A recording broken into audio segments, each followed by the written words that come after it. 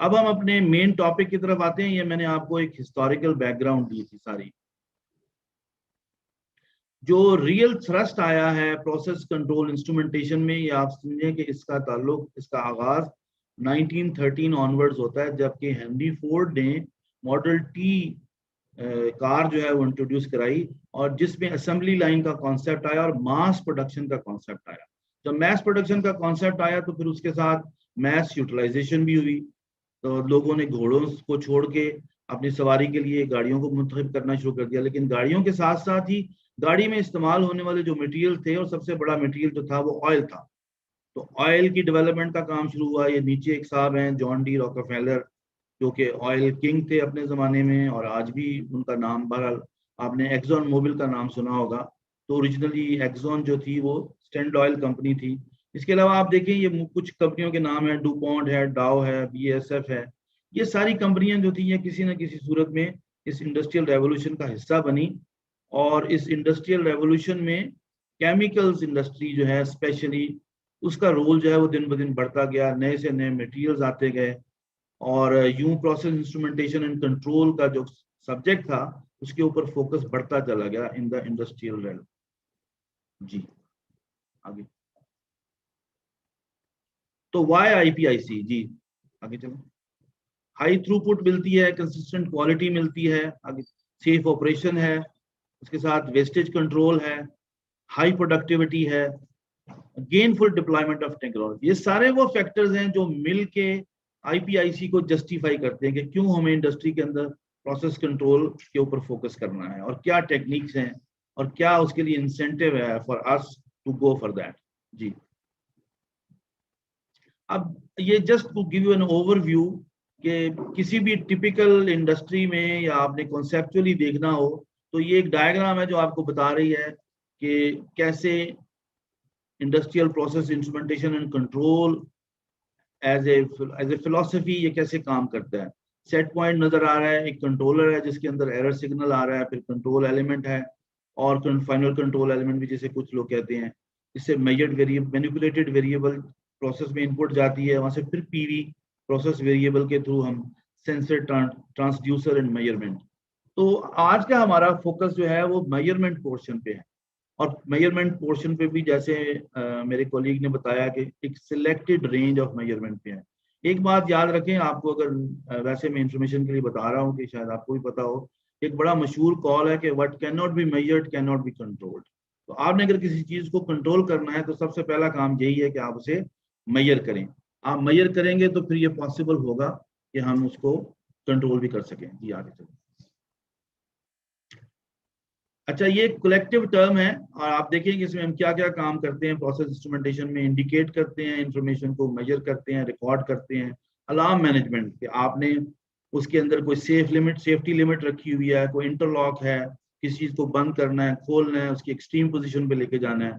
और फिर एक प्रोसेस कंट्रोल है कि जिसके अंदर आप थ्रॉटलिंग करते हैं या किसी चीज को किसी गिवन रेट से इंक्रीज या डिक्रीज करते हैं। ये सारी चीजें जो हैं इस टोटल सब्जेक्ट के परव्यू में आती हैं। जी, लेकिन ये फॉर एग्जांपल पहली टर्म जो है accuracy, it actually means inaccuracy.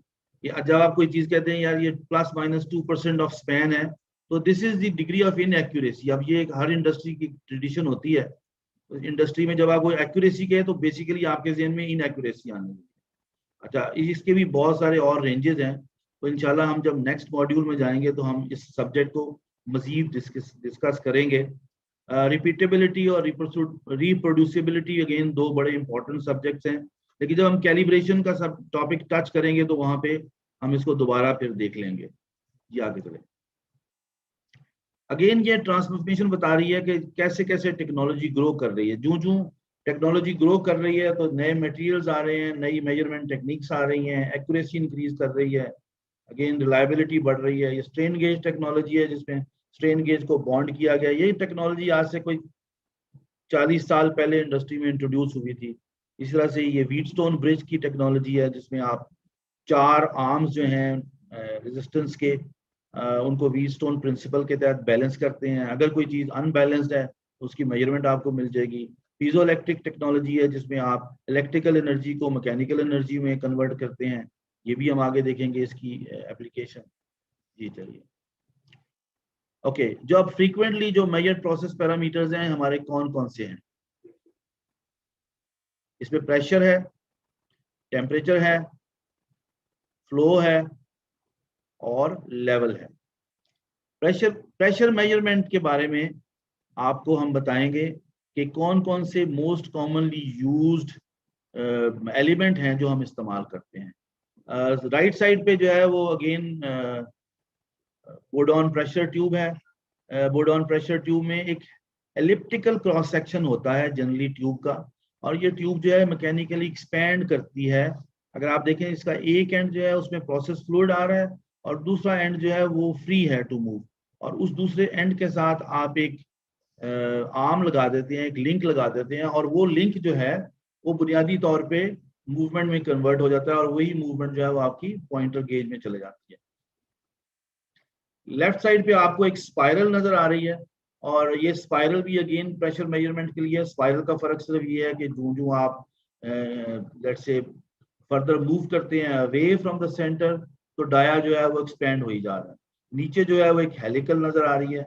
अब ये जो है अगेन इसकी सिलेक्शन का, why we need all these different elements, basically अच्छे प्रेशर रेंज को कवर करने के लिए। जनरली बोर्डॉन जो प्रेशर ट्यूब्स हैं ये एक लिमिटेड रेंज में आती हैं इंडस्ट्रियल प्रोसेस पे। जहां आपको हायर साइड पे जाना है, वापस चले जाए, जहां आपने हायर साइड पे जाना है वहां आपको स्पाइरल और हेलिकल की जरूरत है। मतलब अगर आपने लेट्स से 6-7 हजार PSI की मेजरमेंट करनी है तो वहां पे helical tube is very good. और या कोई ऐसी जगह है जहाँ पे आपको प्रेशर स्पाइक्स बहुत ज्यादा आ रही हैं, कोई आपका एलिमेंट पंक्चर ना हो जाए, तो वहां पे helical tubes are suppose to be more study and spiral is in between. अच्छा, लेकिन अगर आपने लोअर साइड पे जाना है तो फिर अगली साइड चले।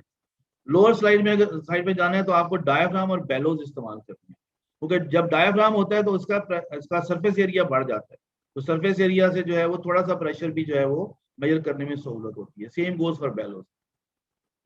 एक और चीज जो हमने यहाँ पे डिस्कस नहीं की लेकिन हम कर सकते हैं बाद में जब इंशाल्लाह जाएंगे हम ट्रांसमिटर्स के ऊपर, कि जहाँ पे स्पेशल रिक्वायरमेंट है, फॉर एग्जांपल फूड है, फार्मास्यूटिकल है, या कोई क्रोसिव लिक्विड्स हैं, तो वहाँ फिर उन वेटेड पार्ट्स को बचाने के लिए और जो सेफ्टी और हाइजीन के स्टैंडर्ड्स हैं उनको मीट करने के लिए आप प्रेशर सील्स भी लगाते हैं, जो कि डायरेक्ट वेटेड फ्लूइड के साथ इन कांटेक्ट होते हैं और मेजरिंग एलिमेंट उससे महफूज रहता है। जनरली स्पीकिंग प्रेशर गेज के अंदर आपने देखा होगा कि उसके अंदर बाज़ औक़ात एक फ्लूइड, डैम्पिंग फ्लूइड भी इस्तेमाल किया जाता है, जो कि ग्लिसरीन भी हो सकती है, ऑयल्स हो सकते हैं। अगर आपकी पल्सेटिंग आउटपुट है तो उस पल्सेटिंग आउटपुट को डैम्प आउट करने के लिए, ताकि उसकी कोई स्पाइक ना आए, तो आप अपनी गेज को उससे फिल भी कर लेते हैं, जनरली ग्लिसरीन या कुछ लुब्रिकेटिंग। अगेन ये चीज़ें सारी सिर्फ आपको इसलिए बताई जा रही हैं कि जब आपकी कोई डिस्कशन हो तो एक इन्फॉर्म्ड डिस्कशन हो। आप अपने वेंडर से, अपने किसी कोलीग से जब डिस्कस करें तो एक ओवरव्यू हो आपको कि भाई यहाँ पे क्या चीज़ इस्तेमाल हो सकती है।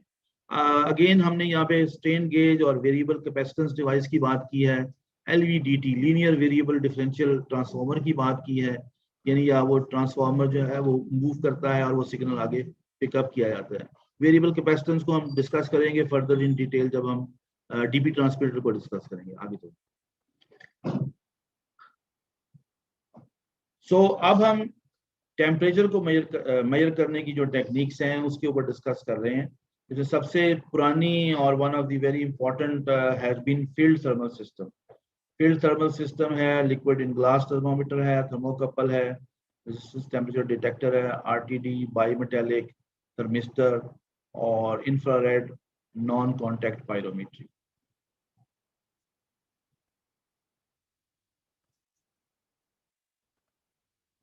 जी, फील्ड थर्मल सिस्टम जो है बुनियादी तौर पे ये one of the oldest industrial measuring technique है।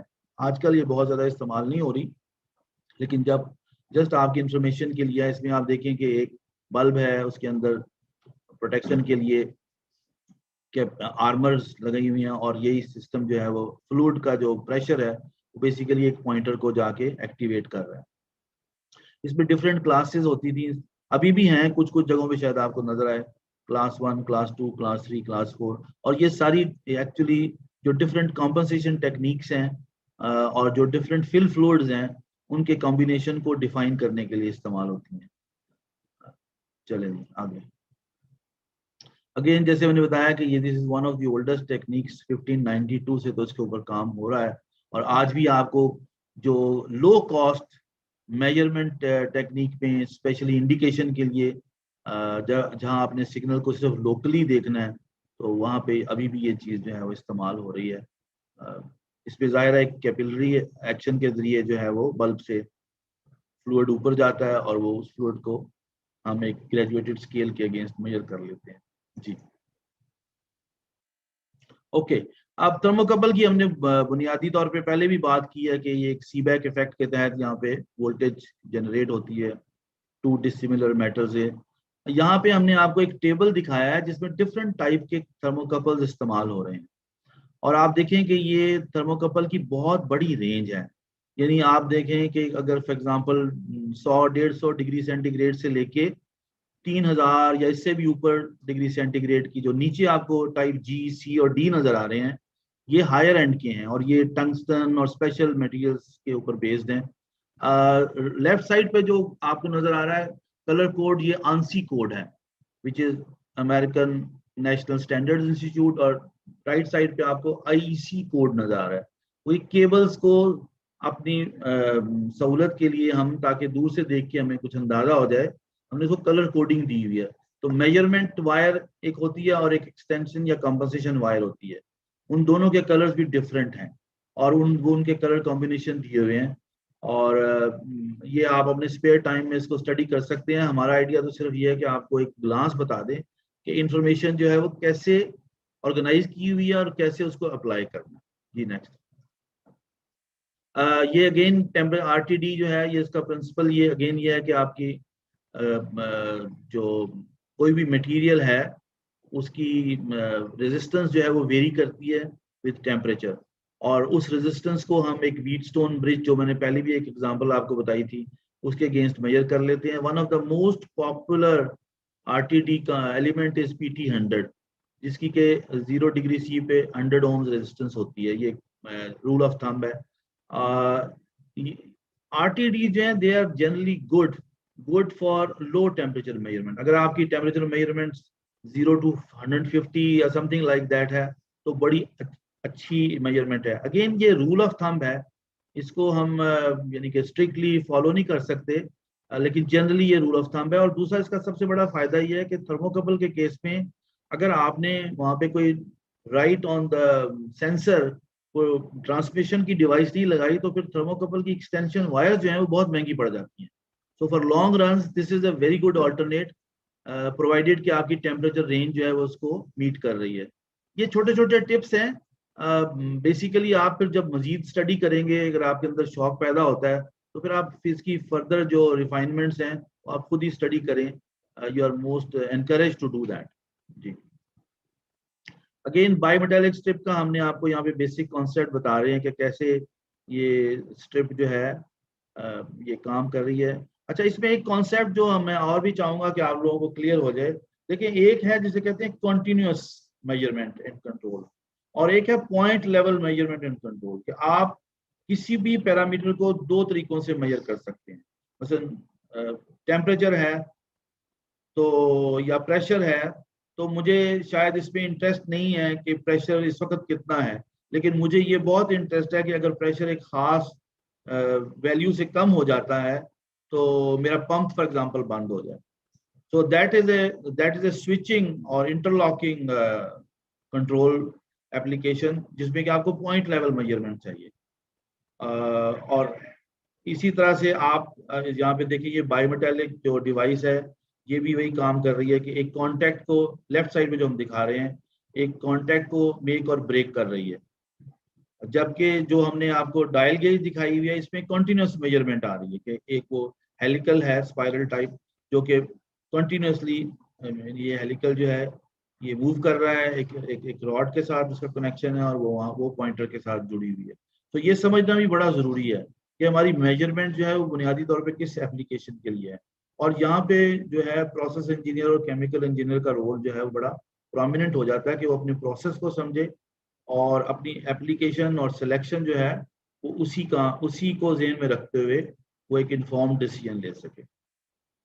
जी, ये डिवाइस जो है इसे थर्मिस्टर कहते हैं। ये बेसिकली सेमीकंडक्टर्स होते हैं जो अभी हमने आरटीडी डिस्कस किया था। आरटीडी का देखें कि वो टेम्परेचर के साथ उसकी रेजिस्टेंस बढ़ती है, लेकिन थर्मिस्टर वो डिवाइस है जिसकी रेजिस्टेंस जनरली स्पीकिंग, एक तो ये सेमीकंडक्टर्स होते हैं और दूसरे इनकी रेजिस्टेंस कम होती है, तो इनका नेगेटिव टेम्परेचर कोएफिशिएंट होता है जबकि उनका पॉजिटिव टेम्परेचर कोएफिशिएंट होता है। तो पीटीसी और एनटीसी ये दो टर्म्स है जो हम इस्तेमाल करते हैं।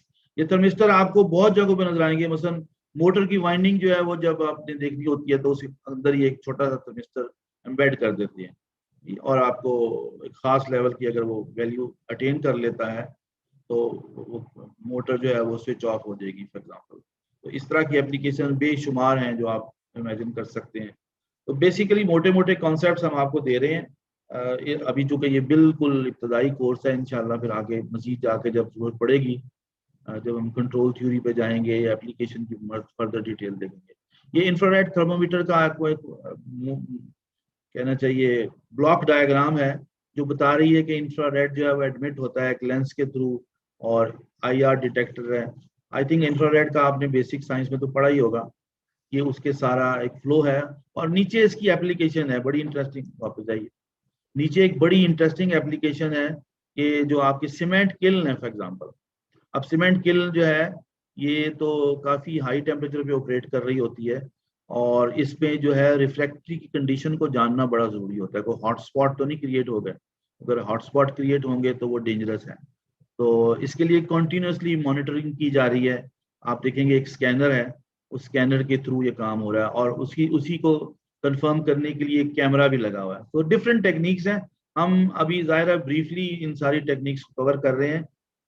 आइडिया तो सिर्फ ये है कि आपके अंदर ये एक जो शौक पैदा कर सकें और डिफरेंट टेक्नोलॉजीज को फर्दर स्टडी करने के लिए हम आपको इनकरेज कर सकें और ये भी देख सकें कि मोटा मोटा उस पर्टिकुलर टेक्निक की एप्लीकेशन किस इंडस्ट्री में होती है। जी।